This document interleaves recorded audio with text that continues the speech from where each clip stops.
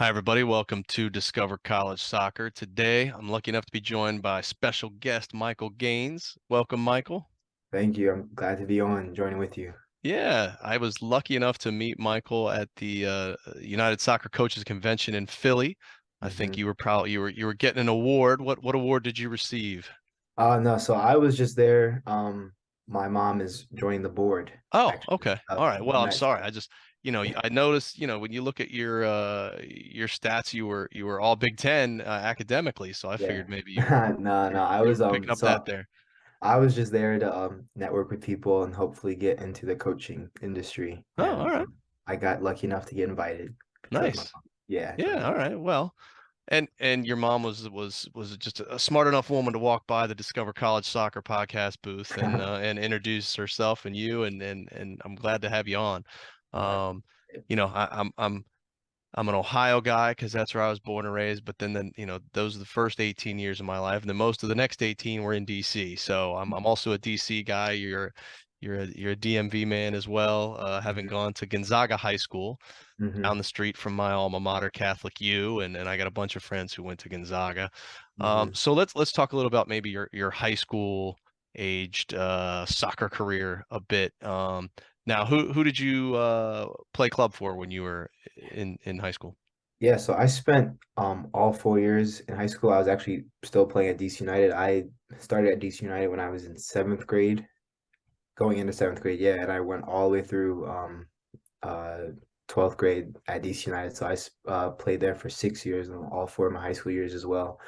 So like I would have loved to have played high school soccer. I was really good friends with the guys on the team at Gonzaga, but it was never something I did. I dedicated all my time to DC United, middle school and high school.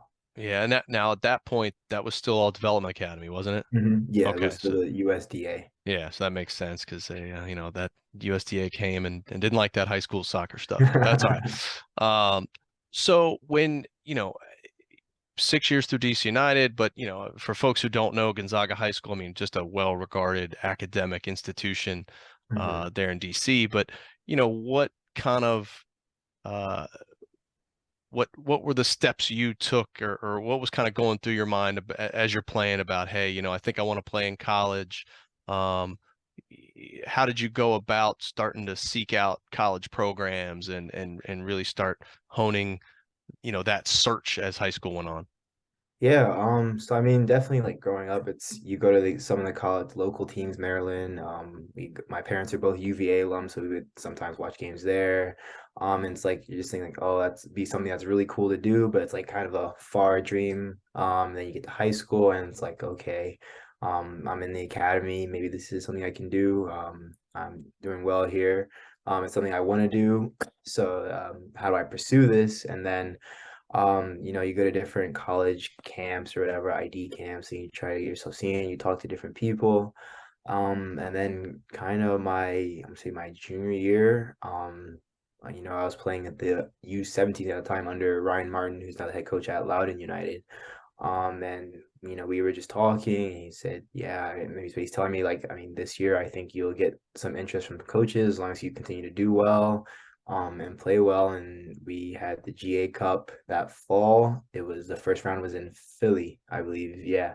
And I had played well in a few games, and then after that, the first school I heard from was Naval Academy out in Annapolis, Yeah. and that kind of started the whole process for me. Now, were you,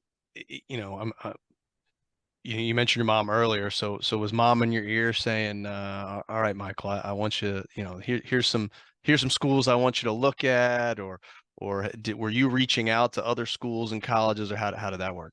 Yeah, so it was a collaborative process.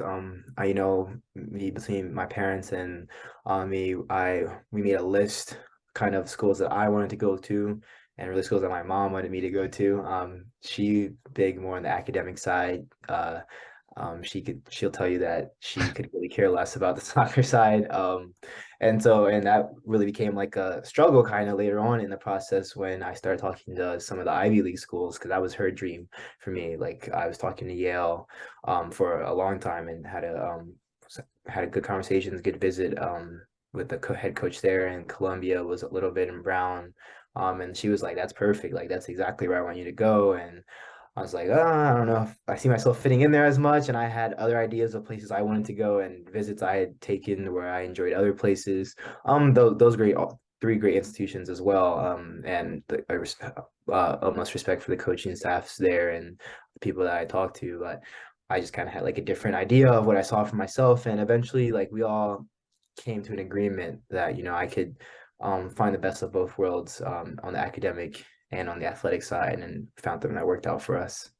Awesome. Well, you mentioned camps earlier. How many different college ID camps did you go to during your high school career, do you think?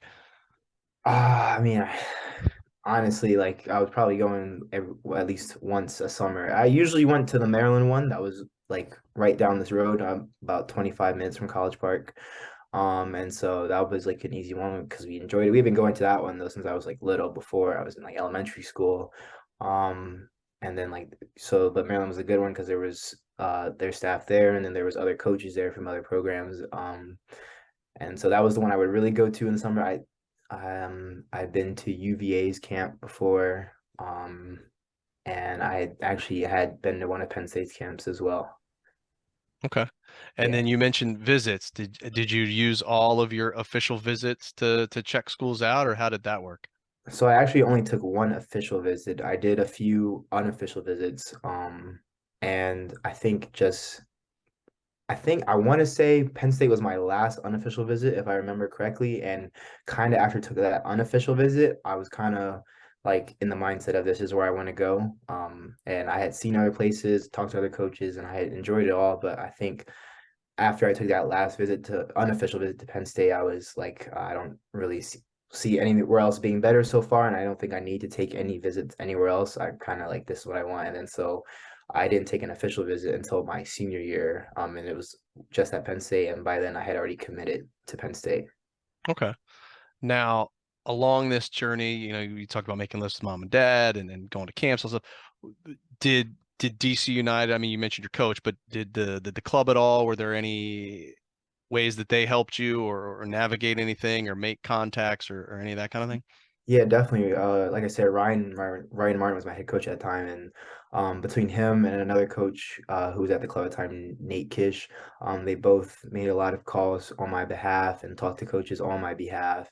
And like sometimes I would get text messages from coaches out of the blue, so I can only figure that Ryan or Nate must have given them my number and said good things about me if they wanted to send me a text message. It's not like I had seen them somewhere, stopped and exchanged numbers.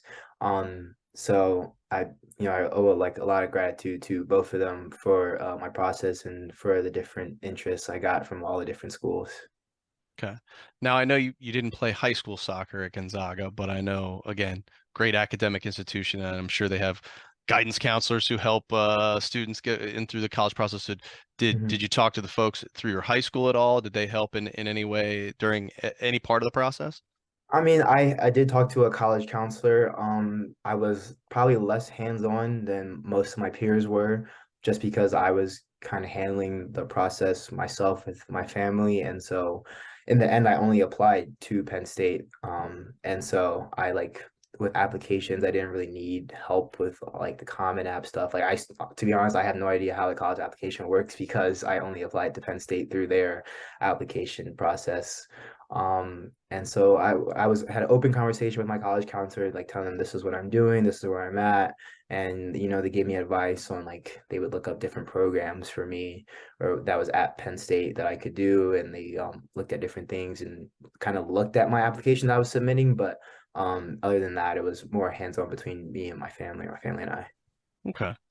Well, in terms of uh I'm assuming you're happy with the choice you made. You made it through your 4 years and had to endure the fun COVID years. But you excelled. I think it was I know one of your seasons, like I said, you got the academic All Big Ten honors, so you're doing well in the classroom. Um, so overall, I guess, how would you describe your soccer career at Penn State as it comes to wrapping it up here with graduation only a few months away? Yeah, definitely. I mean, it's been a ride. I've learned a lot about myself. And then I've learned kind of a lesson just how to put things in perspective. You know, after I didn't play a lot my freshman year, and then going into my sophomore year, I was excited to like get back out there, prove that I belong, and you know, I was doing well. And then right before the COVID season started, I tore my Achilles in preseason training just a few weeks before the season started. And so I missed a whole spring and I missed almost the whole entire fall. So I missed two seasons in college. And then playing my senior season was the first time I had stepped on the field in a competitive game since 2019, Wow. 2022. So yeah, a lot of time had passed and you know, just my whole attitudes on things had changed and a lot had changed just with the injury and but you know, and I was talking with Jeff about this a couple months ago in an exit meeting. When I put it all into perspective, it's that like I'm super grateful for the opportunity to play at Penn State. I remember like when you're like granted like you're in a super competitive environment in the academy where goals are different where you want to make the first team but just like between my friends there and my friends that played high school soccer and club soccer at different clubs and different academies like there's so many people that want to play Division 1 soccer and Division 1 sports in general and that so many people don't get the chance to and I had the chance to no matter how it went no matter if I played 1 minute or every single minute of every game like I had this experience that's open a million doors for me in other areas of my life and you know for that I'm super grateful and I even through the ups and the downs and the goods and the bads I enjoyed playing here. I've enjoyed being under this staff. I've got a lot of great coaches, a lot of great people, resources on the field, off the field, outside of soccer, inside of soccer. So it's been a great experience. Well, that's great to hear. And I'm going to ask you a hard question, and so but don't worry, you don't feel like you're throwing anybody under the bus or anything here. But one of the things that's big these days is the transfer portal, and one of the things I always like to talk about. I know there's a lot of folks in the college soccer recruiting space talk about folks trying to find the right fit. And I know Mm-hmm. there's another person who talks about what they call the broken leg test, or maybe in your case, the Achilles test. Um, you know, do you it certainly seems like you really did find your right fit. Did you ever question that after your injury? Like, okay, man, I don't know if do I want to stay here? Is this the right fit for me, even though I don't have soccer? Mm-hmm. Yeah, I know there's definitely moments I've questioned it. You know, I grew up right outside the city. I went to high school in the city, and so like I'm a city kid. And being in State College, if for people that don't know like where State College is, it's literally smack dab in the middle of Pennsylvania, in the middle of nowhere. And there's no like the closest city, quote unquote, is Harrisburg, which is about an hour and a half away. Pittsburgh is about 2.5. Philly 2.5 to 3 hours away. So like you're really just here with the college. It's the definition of a college town. And so like that part was hard even before I was injured. You know, you just even though it's a huge school, you just feel like you're in such a trapped space sometimes. And so I can't say that I thought about transferring though. At the same like while I've had doubts about being here, I've transferring is not seriously crossed my mind because just kind of I'm in the nature of like once I start something, I want to see it through. And I also like felt I was, regardless of what was happening on the field, I was in a really good spot academically, and I still had lots of resources on the field athletically where it would not make sense for me to transfer somewhere else. Like, you know, the saying the grass is not always greener on the other side. I feel like I could have maybe left and gone somewhere and tried and then played every single game my senior year and started everything and played every single minute. But that doesn't necessarily mean I would have been happier or in a better situation for myself than what I am now. That's it's an amazing answer, and I'm happy for you that Hmm. was the case because I know there's, so many people Yeah. who don't have that end result. So Yeah. that No, I mean, that's with that being said, I'm not one to critique the transfer portal, people that transfer. I think that, you know, I think it's actually a good thing. You should be able to get up and go if you feel like there's something better for you out there. I think it's like we should not be restricted as athletes, college athletes, to one place, especially when coaches have the freedom to get up and go as well. So I think everyone's situation is different. I just think for me, you know, transferring was not the best option. Absolutely, and I 100% agree. It has its place, especially like you said, if with coaches, and it's just an interesting time, right?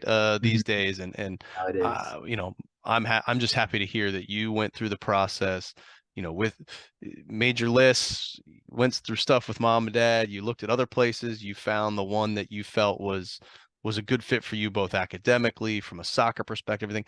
And unfortunately, the the injury happened, right? But you were in the right place. So Mhm. you're able to continue make the best of it, and hopefully you feel like you're graduating here soon and having, you know, uh, an eventful but fruitful and gratifying 4 years, right? Yeah, no, I have a great degree. I've made some of my best friends being on this team. They'll be my best friends for the rest of my life. I've met amazing people, so I really can't complain about the decision I made. Well, that's great to hear. Well, speaking of that, what did you study on the academic side of things, and what are you hoping to accomplish here after graduation?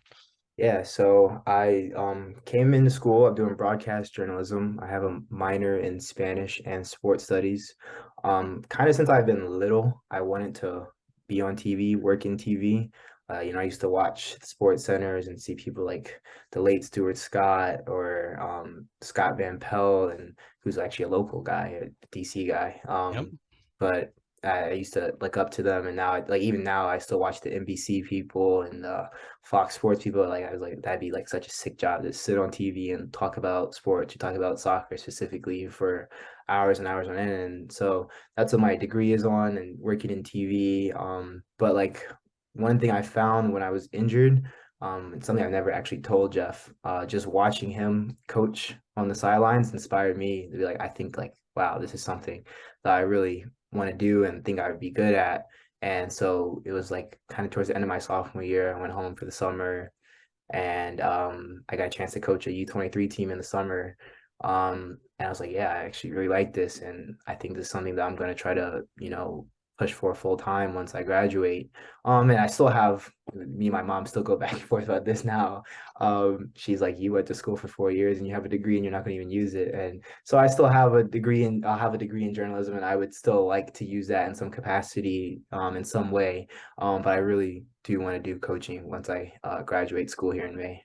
That's all right. I have my undergrad's in human resource management, and I haven't been a true HR person in 25 years. So don't worry about it. It's fine.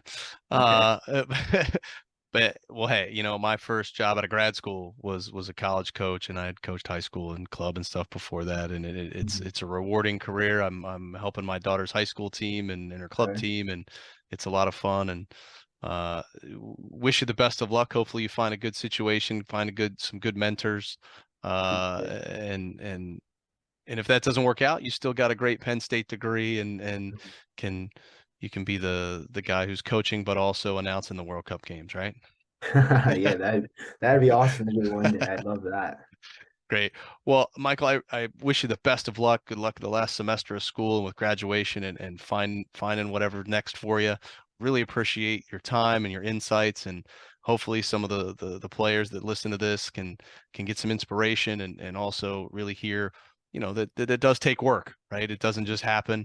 Both work on the field, becoming the best player you can be, but also work off the field in terms of reaching out to coaches, having those conversations, sending highlight video, doing all the things you got to Mhm. do to end up where you want to end up. So really appreciate the time, and wish you Yeah. luck. And on that, I would say if I could give some Yeah, advice, no, please. um, I would say the biggest thing you can do, you like a lot of people say, I want to get recruited to play Division 1 or whatever, whatever. I say the biggest thing you could do is grind in the classroom. I think it makes it so much easier for you to find a fit if your grades are not an issue. I think like for me, it's part of my deal was here that I have not only do I have an athletic scholarship, I also have an academic scholarship, and that's pretty much paid for school, even though I didn't have a full athletic scholarship. And so if you do your best in the classroom and you're just a good person in general, people will look out for you, and things will kind of a lot of more doors will open if grades are not a worry. So definitely for anyone that's listening, like definitely do as well as you can in the classroom, and that makes life so much easier.